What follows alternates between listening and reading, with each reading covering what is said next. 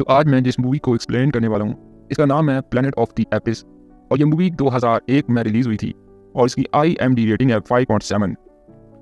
Film शुरू होती है फ्यूचर के साथ 2034 में, जहाँ 4 स्पेस स्टेशन को दिखाया जाता है जिसमें एक खलाबाज होता है जिसका नाम लियो होता है। लियो के साथ इसका दोस्त जो कि एक चिंपैंजी होता है। लियो इसे स्पेस की ट्रेनिंग दे रहा होता है और तभी ये देखते हैं कि इनकी स्पेसशिप के आगे एक बहुत ही बड़ा इलेक्ट्रोमैग्नेटिक तूफान आ रहा होता है जो कि लगातार इन्हीं के स्पेस स्टेशन की तरफ बढ़ रहा था। और ये फैसला करते हैं कि वो इस चिंपैंजी को एक बोट में बिठाकर इस तूफान की तरफ भेजेंगे ताकि इस तूफान के बारे में पता लगा सकें।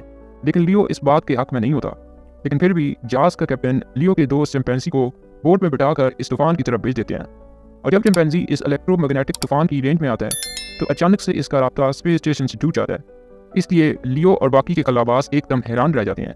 लियो अपने चिंपैंजी से बहुत प्यार करता है, इसलिए वो चिंपैंजी को देखने के लिए इसके पीछे पीछे बोट में चला जाता है। लेकिन जैसे ही इसका बोट भी इस इलेक्ट्रिक मैग्नेटिक तूफान की चपेट में आता है तो इसका बोट बिना कंट्रोल के इस तूफान के अंदर दाखिल हो जाता है।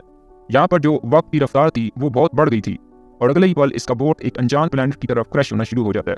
इसका बोट पानी में गिरता है, इसलिए वो बच जाता है। लियो को कुछ समझ नहीं आ रहा था कि वो कहाँ पर है।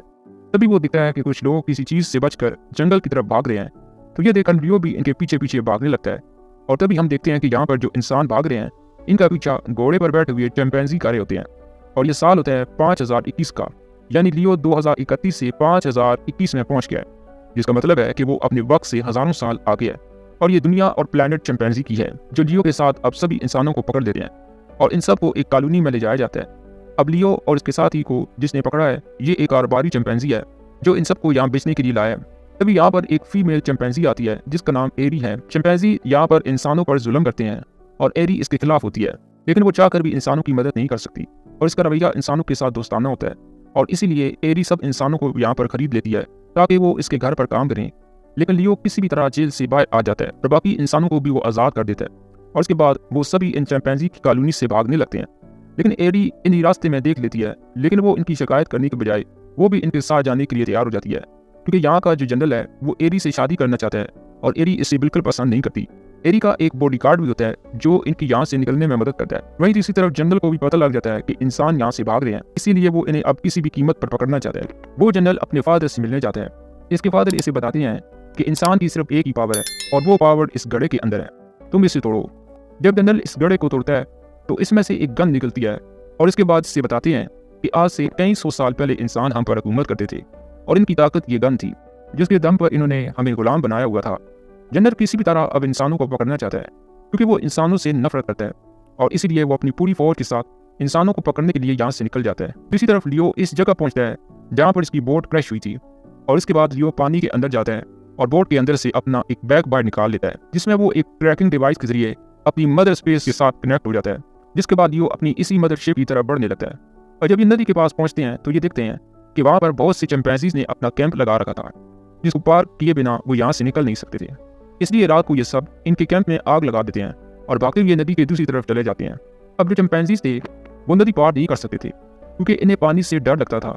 अब दूसरी तरफ जनरल को भी पता लग जाता है कि ये कहाँ पर जाने वाले हैं, इसलिए वो अपनी फौज के साथ वहाँ पर पहुँच जाते हैं। दूसरी तरफ लियो और उसके बाकी साथी इस जगह पहुँच जाते हैं जहाँ से इसे सिग्नल रिसीव हो रहे थे। लियो जब इस स्पेस शिप के अंदर जाता है तो वो देखता है कि ये तो वो शिप है जिसके जरिए वो जमीन से स्पेस में गया था, यानी कि ये वही स्पेस शिप है जिसको हमने फिल्म के शुरू में देखा था। लियो को कुछ समझ नहीं आ रहा था कि ये स्पेस शिप इससे पहले यहाँ कैसे आ गया।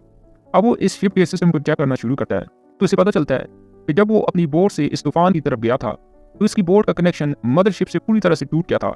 इसीलिए इसके जितने भी साथी खलाबाज थे वो मदरशिप को लेकर इस तूफान की तरफ बढ़ गए और वो भी इस तूफान में खींचते चले गए। अब लियो को यहाँ समझ आ जाती है, दरअसल जब लियो इस तूफान के अंदर दाखिल हुआ था तो वो फ्यूचर में पहुंचा, जबकि वो स्पेसशिप अपने प्रेजेंट वक्त में क्रैश हुआ था। यानी ये सब वक्त का चक्रव्यूह में फंस गए हैं जहाँ पर बहुत से इंसान भी इस प्लेनेट पर फंस गए हैं और इसी को उन्होंने अपना घर बना दिया था और सब इंसान यहाँ पर चिंपैंजीज के गुलाम हैं। और यहाँ पर जितने भी लोग हैं वो ये तय करते हैं कि वो लियो को फॉलो करेंगे। लियो को बताया जाता है कि जनरल अपनी पूरी फौज के साथ यहाँ पर हमला करने के लिए आ रहा है, इसीलिए लियो स्पेसशिप में जितने भी फ्यूल होता है लियो इसे ब्लास्ट करने का प्लान बनाता है। अब अगली सुबह जब जनरल की पूरी फौज इंसानों पर हमला करने के लिए आगे बढ़ती है तो लियो यहाँ पर एक बहुत बड़ा ब्लास्ट कर देता है जिसमें बहुत सारे चिंपैंजीज मारे जाते हैं और बचे हुए चिंपैंजी डर जाते हैं और जनरल कहता है कि हमें इंसानों से हार नहीं माननी चाहिए। अब यहाँ पर इंसानों और चिंपैंजीज के दरमियान एक घमासान जंग होती है और तभी सब के सब आसमान की तरफ देखते हैं जहाँ से एक बोट जमीन पर आती है जिस पर लियो का वही चिंपैंजी दोस्त होता है, जिसको देखकर वहाँ पर सभी चिंपैंजी इसके सामने झुक जाते हैं, क्योंकि इन सबको लगा था कि ये इनका गॉड है। दरअसल इनका एक गॉड था जिसका नाम सिमोस था, और इनके नज़दीक वो दुनिया का पहला चिंपैंजी था, इसलिए वो उसके आगे झुक रहे होते हैं। लेकिन जनरल लियो के दोस्त को मारने के लिए इसके पीछे भागता है, जिसको बचाने के लिए लियो भी इसके पीछे जाता है, जहाँ पर दोनों में फाइट होती है। और तभी जनरल अपनी गन से लियो को मारने वाला होता है, लेकिन लियो इस शिप के दरवाजे को बंद कर देता है, जिसके बाद जनरल शिप के अंदर ही फंस जाता है। इसके बाद लियो ये तय करता है कि इसका दोस्त जिस बोट से यहाँ तक आया है, ये इसके जरिए वापस जमीन की तरफ वापस लौट जाएगा। जिसके बाद वो सबको खैर बात कहकर इस प्लेनेट से वापस चला जाता है, और कुछ देर सफर करने के बाद वो जल्द ही वाशिंगटन डीसी में लैंड करता है। लेकिन तभी वो सामने देखता है कि वहाँ पर एक चिंपैंजी जनरल की मूर्ति रखी हुई थी। अब लियो यहाँ पर मजीद को समझ पाता, यहाँ पर चिंपैंजी की शक्ल के बहुत सारे पुलिस फोर्स आ जाती है, यानी कि ये दुनिया भी अब पूरी तरह चिंपैंजी के कब्जे में आ चुकी थी। अब इस फिल्म के आखिर में क्या होता है ये नहीं दिखाया जाता कि ये चिंपैंजीज आकर दुनिया में किस तरह आए और इंसान किधर गए। इसमें आपकी क्या राय है कमेंट सेक्शन में ज़रूर बताएं। तो ये थी कहानी प्लैनेट ऑफ द एप्स की। तो फिलहाल के लिए दीजिए इजाज़त।